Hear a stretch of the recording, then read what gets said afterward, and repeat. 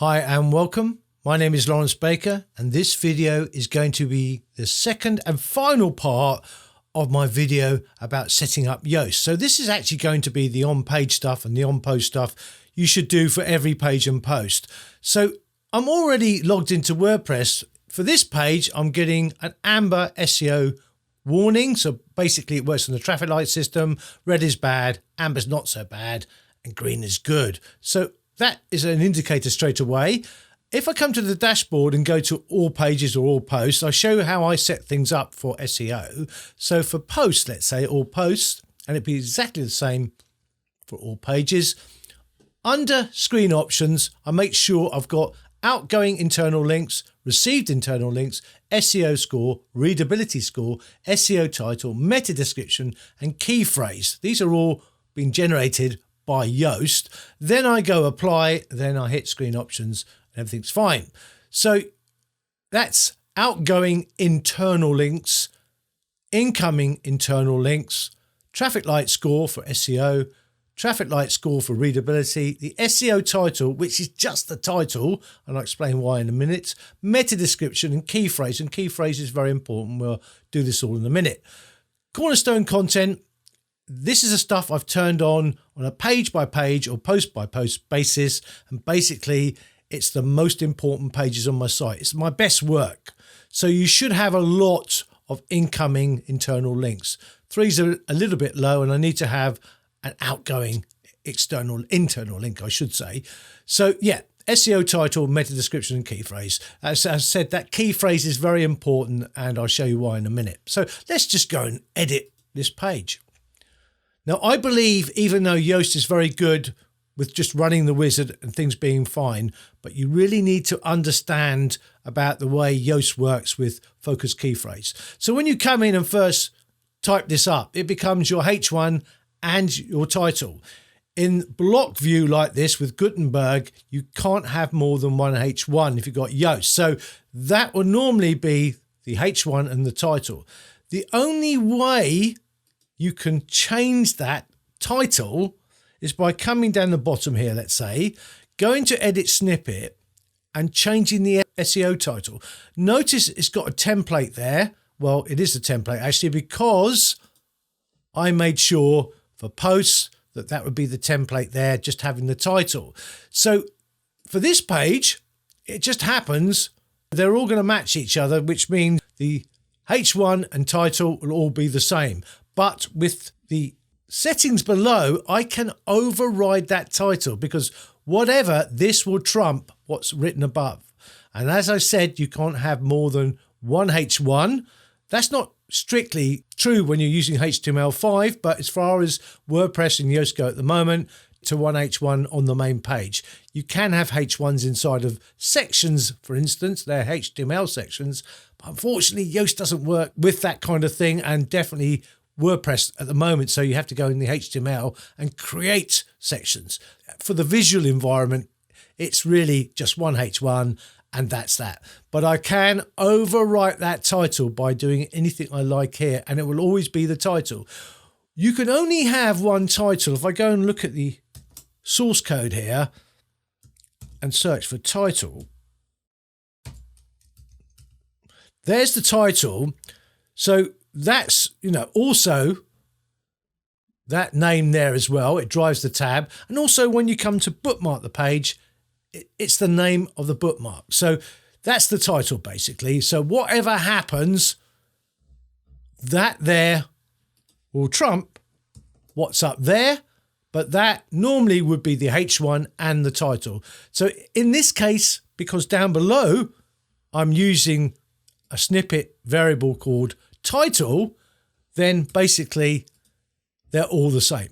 I hope you've got that, because that really throws people when they first come to use Yoast about not having another H1 and not understanding what SEO title means. It just means the title. It just means here you can overwrite what's above. It will always be the title. There is only one title. Call it SEO, call it what you like. It's the title. Now the slug, I will point this out here, back to the top. By the way, I can have Yoast showing there, and I might as well do that for this video.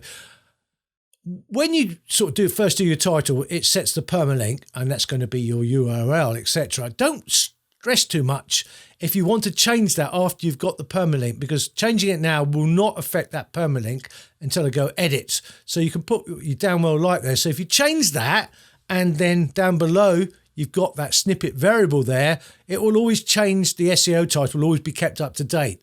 So really, why would you want to change it down here? So try and stick with that template one of just title there. Now, don't change the slug. Keywords inside URLs are so insignificant as far as search is concerned that I don't really care about them. Once I've got a roughly keyworded URL, I don't worry that much. I've heard it out of Google's, one of the search trend analysts said, you can put what you like with keywords in the URL. We don't really care about it. So I take their word for it. Some people might disagree with me. Now, the meta description should be title separator by site title. That's my fault because I overwrote it. And what I'm going to do now is actually put that back in. So I think it was title separator site title. So now it's the same as the template. You can see it there. Do photos need to be on blah, blah, blah, blah. Now, the problem is, here's this sort of result here for Google. This is what Yoast think will happen. It doesn't matter what I've changed it there. I will show you something, because when you do a search, and I'm going to search for, let's say, pixel dimensions web photo, and I think I show up on the first page somewhere here. There you go. But look, that is not my meta description. It is in fact, get rid of this. It is in fact that second paragraph there. So there you go. So that's actually the search listing.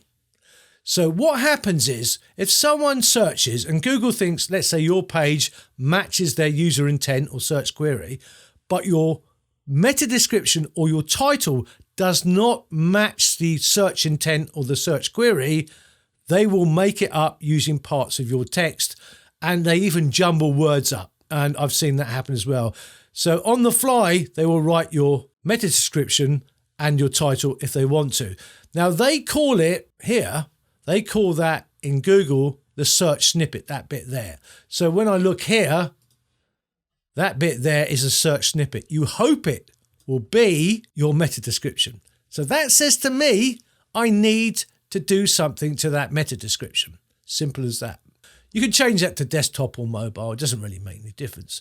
But that's a problem that I think I need to do something, because I think the meta description should be shown. So Google will do what they damn well like, but I need to rewrite that meta description. I'm not going to do it now, obviously. So the SEO analysis gives you warnings. Internal links, I haven't got any internal links. I have actually. My theme has got a widget which adds internal links based on tags, but unfortunately, in the editing environment, you can't see it. But I'll show you what I mean, basically. When I go down the bottom of the page, there you go. You might also like, and they are 3 internal links, but you can't see them in the editing environment. But maybe I need inside the text to add some more links as well, because I know they're created dynamically, the other ones, but they're based on tags. So maybe I should be looking at creating some more internal links. Key phrase density is not enough. It's only found once. Of course, I know where it's been found because it's right at the top of the page. There, it's been highlighted in purple because I clicked the I symbol there. They want me to put 7 times to put the key phrases in that text. I'm not going to do that. That's my personal choice, because I think that's far too much, and that's keyword stuffing, and it makes for unnatural copy. So that's my personal opinion. Yoast might have got it right, but I'm not going to change it. The meta description length is too short. They're saying you can have more characters in there. They're probably right. I totally agree with that. Key phrase and subheading. Put my key phrases in the H2s, H3s, H4s. No, I'm not going to do that either. So image alt attributes. And if you don't know what that is, I'll try and show you quickly. I'll just go back into develop mode. With the image tag, ALT, I think, yeah, I'll just go through them a bit until I find a proper one. There you are. Demonstration of what happens when changing the resolution of a screen, etc., etc. So that's the alt attribute part of the image tag, and it tells screen readers for people with visual impairment what that image is all about. And Google like it because it tells them what the image is all about, even though they've got some very good image algorithms. They can read what's in an image. It helps them that you explain what's in the image. So I have got alt attributes, but I am not going to put a keyword in them for the sake of it, because I think that's keyword stuffing and I'm not going to do it. So yeah, all that, well, it's going to stay red, I'm afraid, except probably for meta description length. Key phrase in title, if it's cornerstone content, they raise the bar a bit. I think in the premium version of Yoast, they raise it even higher. So you make sure you've got the exact match of that key phrase in the first paragraph, or the title, I should say. So all this it's all very much common sense. So I'm not going to dwell on it too much because it'll be a bit boring, but you need to look at it on a page by page and post by post basis. So here I can add a related key phrase. So that could be quite good, but that's only with the premium version. Cornerstone content, it is on for this, and this is where you turn it on. Advanced, I will say something that really annoyed me the other day. Under general, and I have to go general here actually, sorry. General, there's something that I thought wouldn't affect the way the advanced section shows up. Security. So, and I'm the only user on the site, so I put it to on because I think, well, you know, no one else is using it. I'm the administrator, but it turned off the advanced settings. So make sure you got it to off if you don't see the advanced setting. It is a thing that I can't believe it because I'm the only administrator on the site as well. It wouldn't let me see it, but I had to go and change that. Could be a bug. It could be my theme. I don't know. But basically, if you don't see the advanced section, that's where you go. Now, you can make sure your post or page doesn't turn up in the search engine results. Please be careful with this. It can break the way Google looks at your site. It's not good, and I don't recommend changing it. Even for test pages, what I do is I actually always have drafts until I publish it, because if you change this to no and you've got a draft and then you basically post it, make it live, you won't show up in the search results because you've got this here. So be careful. Should search engines follow links on this post? Always keep that on yes, because you can have no follow and sponsored for certain links. And this is beyond this video, but basically it tells Google not to follow those links and to attribute no search ranking signal to them. Basically, they won't follow them. Doing it here globally is not a good idea. Do it on a per link basis, so to speak. So I do use it for affiliate links. I put sponsored in, and basically I'll show you on the button what happens actually. I'll give you this is a button here. On a button like this, when you look in the link settings, I can add that link rel in, and that would be sponsored or no follow, etc., etc. So yeah, it is important, but I wouldn't recommend changing it here globally for this page. Meta Robots Advanced. Now, if I go and show you quickly what that is, and type in robots like so, that is a Meta Robots content tag. So basically, that's what it is. And you can do a hell of a lot. Almost the similar stuff you can do with robots text. So make sure you're not working against the robots text as well in your sitemap, etc. There's some very advanced stuff you can do here. Breadcrumbs title. Well, that is, let's go and do a search. Let's type my name in. Why not find out what's going on about me. The breadcrumbs title is, let's get rid of this. There. It's that there. So, you know, RADA, profiles, Lawrence Baker, etc., etc. That's not me, by the way. That's a breadcrumb. You can change that final one there. As I said in the previous video, it's very difficult turning on breadcrumbs inside of Yoast because your theme can mess things up. So you have to be very careful with it. So, yeah, you can change that last one. Why would you do that? I have no idea. So, canonical URL. A canon is a sacred book. It has two meanings actually, but a canon is a sacred book. And let's say the Vatican has one Bible. That's the canonical Bible, and every Bible around the world in the Catholic institution has to have a text copy of that Bible. With this, you can point it to another page, and this page won't show up basically, and search engines will understand you're pointing it somewhere else, and etc., etc. But why would you do this? Well, a good reason is, let's say you were selling something that was really popular and lots of people have bookmarked it and lots of people are linking to it from other sites, etc., then if you had a product that was a replacement product, let's say, you could put a canonical URL on here so that searcher and everyone else and the bots and everything will go straight to that page. So you're telling Google as well, that's the canonical URL. That's the one that's important. That's why they use the word canon. It's a bit of a difficult concept when they've got the word canon in front of it. I mean, I'm not saying it's bad English, but it throws people at first. Well, they think, what the hell's a canonical URL? And basically it leads to a 301 HTTP thing where, straight away they see the 301 and they go off to this other page. Simple as that. So that could be an example, that thing with a product where you might use the 301. There's plenty of other reasons, but that's like an obvious one. So that's that really. All we have to deal with now is readability. I'm not going to dwell too much here. Passive voice. If you turn that on, you'll see your passive voice everywhere. I've got quite a bit. It's things like uploaded should be upload. So you try and write an active voice. I understand it, but I'm not going to go into too great depth of it in this video. So back down the bottom, turn that off. Transition words. This is quite interesting, actually. I'm going to click the link. And I think it's a very good thing to understand. I'm not a copywriter, but transition words are things like, I'm tired, therefore I'm going to bed. We're letting you go. In other words, you're fired. I am not fond of fruit. However, I do like bananas. So they are transition words. And the better English you are, your own language, the better off you're going to be. I'm not the best copywriter in the world, but I'm very fussy at going back and constantly reading my stuff and trying to make it make more sense, basically. But I think it's a very good concept to understand, this transition thing. So basically back to where we were.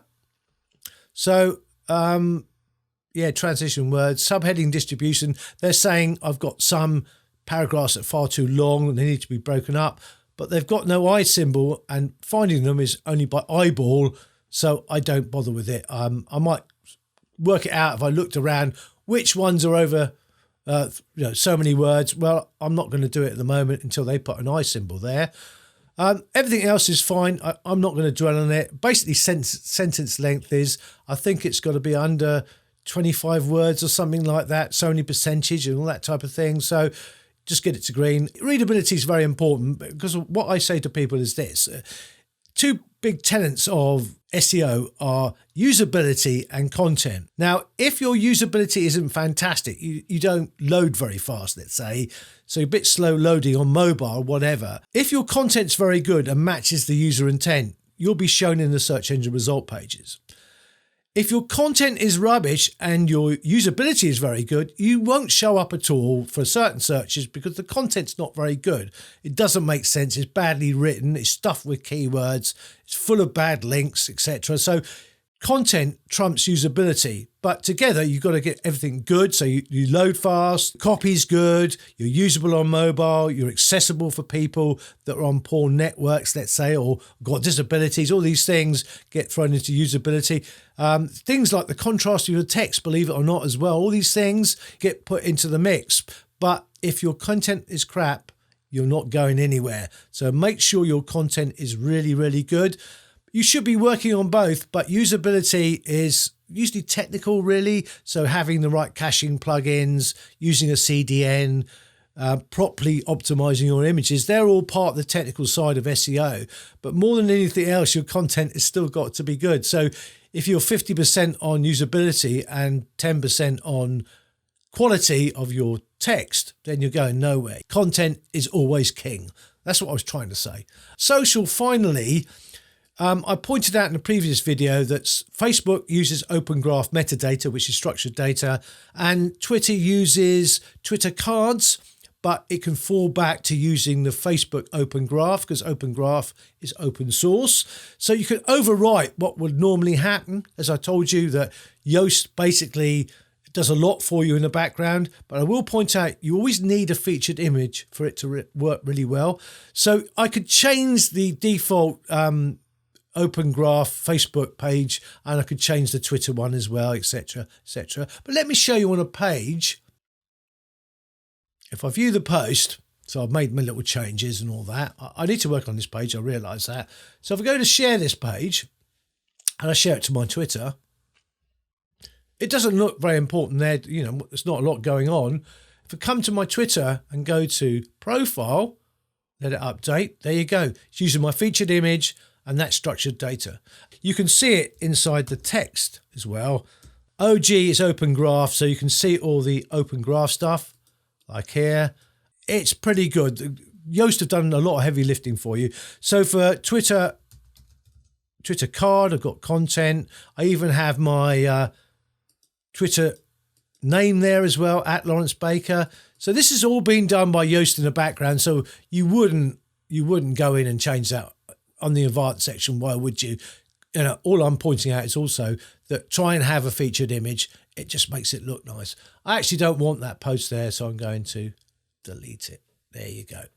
So that's it, guys. I hope you got something from this. I realise I've probably gone too deep in some ways, but that focus key phrase is really important. And when you understand you can't have more than one H1, and it's also the title, and try and keep the SEO title the same, because why would you make it different? So all that is really important, that focus key phrase.